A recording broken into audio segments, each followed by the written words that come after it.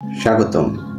পৃথিবীর সবচেয়ে বড় ম্যানগ্রোভ বনভূমি বাংলাদেশে অবস্থিত সুন্দরবনে, একটি ইউনেস্কো বিশ্ব ঐতিহ্যবাহী স্থান, যেখানে বাস করে কিংবদন্তি রয়্যাল বেঙ্গল টাইগার, অসংখ্য জোয়ার ভাটার নদী আর পৃথিবীর অন্যতম সমৃদ্ধ ইকোসিস্টেম।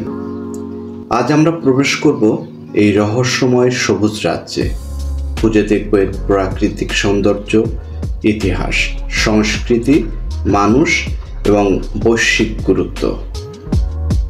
সুন্দরবন নামের আক্ষরিক অর্থ হল সুন্দর বন, এবং সত্যি পৃথিবীর কোথাও আর এরকম জঙ্গল নেই। কল্পনা করুন, অন্তত সবুজ মোড়ানো ভূমি, যেখানে নদী গিয়েছে মিশে সাগরে, যেখানে বাঘে সাঁতার কাটে জোয়ারি নদী পার হয়ে, আর যেখানে লাখো মানুষের জীবন সরাসরি নির্ভর করে প্রকৃতির উপর। এই বনভূমির আয়তন প্রায় 10,000 বর্গ কিলোমিটার। এর মধ্যে বাংলাদেশে রয়েছে 6,017 বর্গ কিলোমিটার, আর বাকিটা ভারতে। খুলনা, সাতক্ষীরা ও বাগেরহাট জেলায় বিস্তৃত এই বন গড়ে উঠেছে গঙ্গা, ব্রহ্মপুত্র আর মেঘনার মিলনস্থলে। অগণিত খাল, খাড়ি আর চরণভূমির এই জঙ্গল আসলে এক জীবন্ত গোলকধাঁধা, যেখানে মাটির আর পানির সীমারেখা প্রতিদিন বদলে যায়। এই বনের সবচেয়ে কিংবদন্তি প্রাণী হলো রয়্যাল বেঙ্গল টাইগার। পৃথিবীর অন্য বাঘদের তুলনায় এরা আলাদা, কারণ সুন্দরবনের বাঘেরা চমৎকার সাঁতারু। তারা খাপ খাইয়ে নিয়েছে লবণাক্ত জলাভূমিতে, যেখানে অন্য বড় বিড়াল টিকে থাকতে পারে না। সর্বশেষ জরিপ অনুযায়ী বাংলাদেশের অংশে প্রায় 114টি বাঘ রয়েছে। লোকেরা তাদের বলে বাঘ মামা, সম্মান আর ভয়, দুই অনুভূতির মিশ্রণ। কখনো কখনো এই বাঘ মানুষকেও আক্রমণ করে, তাই সুন্দরবন পৃথিবীর সবচেয়ে ভয়ঙ্কর বাঘ আশ্রয়স্থল হিসেবে আমাদের কাছে পরিচিত। তবু এরা হলো শক্তি, ভারসাম্য আর স্থিতিশীলতার প্রতীক। বাঘ না থাকলে হরিণ আর বন্য শূকরের অতিরিক্ত বৃদ্ধি বনকে ধ্বংস করে ফেলত। অতএব বাঘ হলো সুন্দরবনের প্রকৃত অভিভাবক।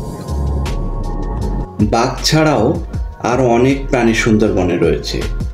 সুন্দরবন শুধু বাঘের জন্য নয়, ঝাঁকে ঝাঁকে চিত্রা হরিণ ঘাস খায় বনের প্রান্তে, বন্য শূকর মাটি খুঁড়ে খুঁজে বেড়ায় কাঁকড়া আর শেকড়, রিসাস বানর লাফায় গাছ থেকে গাছে, আর মাঝে মাঝে জেলেদের নৌকা থেকে খাবারও চুরি করে। নদীর তীরে রোদ হয় বিশাল লোনা পানির কুমির, গাছের গোড়ায় নিঃশব্দে চলে যায় কিংকোবরা আর অজগর, খালের ধারে উঠ পেতে বসে থাকে মাছ ধরা বিড়াল। পাখিদের জগৎও অসাধারণ। এখানে 315 প্রজাতির পাখি পাওয়া যায়। শীতকালে সাইবেরিয়া পর্যন্ত থেকে আসে অতিথি পাখি। আকাশ ভরে ওঠে হাঁস, বকার ছোট্ট পরিয়াজি পাখিদের ঝাঁকে। পানির নিচে রয়েছে 200 প্রজাতির বেশি মাছ, 24 প্রজাতির চিংড়ি আর 14 প্রজাতির কাঁকড়া। এই বন আশ্রয় দিয়েছে বিরল 2 ডলফিনকে, ইরাবতী ডলফিন আর গঙ্গা নদীর ডলফিন। সুন্দরবন পৃথিবীর সবচেয়ে বড় একটা ম্যানগ্রোভ বন। এখানকার গাছের শিকড় উঠে আসে মাটির উপরে, যেগুলোকে বলা হয় শ্বাসমূল। এগুলো গাছকে টিকে থাকতে সাহায্য করে লোনা কাদায়। সুন্দরবন নামের উৎস মনে করা হয় সুন্দরী গাছ থেকে, যদিও গেওয়া, কেওড়া আর গোলপাতা সমান গুরুত্বপূর্ণ। মানুষ এই গাছ থেকে পায় কাঠ, ছাউনি, জ্বালানি, এমনকি ঔষধ। সব মিলিয়ে এই বন গড়ে তুলেছে এক প্রাকৃতিক ঢাল, যা বাংলাদেশের দক্ষিণ উপকূলকে রক্ষা করে ঝড় আর জলোচ্ছ্বাস থেকে। সুন্দরবন না থাকলে প্রতি বছর লাখো মানুষ প্রলয়ঙ্করী ঘূর্ণিঝড়ের সামনে অসহায় হয়ে পড়ত।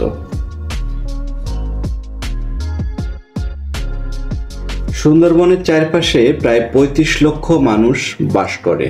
তাদের জীবন জড়িয়ে আছে এই বনের সাথে। জেলেরা ছোট্ট নৌকায় যায় মাছ, কাঁকড়া আর চিংড়ি ধরতে। মৌলরা বসন্তকালে যায় মধু সংগ্রহ করতে। তারা ধোয়া দিয়ে মৌমাছি তাড়ায়, গাছে ওঠে আর সংগ্রহ করে সোনালি মধু। যখন বাঘ হয়তো আশেপাশেই ঘুরছে, বাওয়ালিরা সংগ্রহ করে গোলপাতা আর জ্বালানি কাঠ। পরিবারগুলো বন থেকে পাওয়া উপকরণ দিয়ে তৈরি করে দড়ি, মাদুর আর ছুরি। কিন্তু তাদের জীবনও খুব কঠিন। জোয়ার ভাটা, ঝড় বৃষ্টি আর বাঘের আতঙ্ক নিয়েই তাদের দিন কাটে। তাদের কাছে সুন্দরবন শুধু বন নয়, এটি একসাথে বন্ধু এবং শত্রু। সুন্দরবন হলো বাংলাদেশের প্রাকৃতিক ঢাল। 2007 সালে সিডর, 2009 সালে আইলা আর 2020 সালে আমপান। প্রতিবারই এই বন লাখো মানুষকে মৃত্যুর হাত থেকে রক্ষা করেছে। কিন্তু এখন জলবায়ু পরিবর্তন এই ঢালকেই দুর্বল করে দিচ্ছে। সমুদ্রপৃষ্ঠের উচ্চতা বাড়ছে, লবণাক্ততা মেরে ফেলছে সুন্দরী গাছকে, ঝড় হচ্ছে ঘন ঘন। বিশেষজ্ঞরা সতর্ক করেছেন, সময় থাকতে রক্ষা না করলে আগামী কয়েক দশকে সুন্দরবন ভীষণভাবে ছোট হয়ে যেতে পারে। সুন্দরবন শুধু প্রকৃতি নয়, এটি কাহিনী আর সংস্কৃতির ভাণ্ডারও।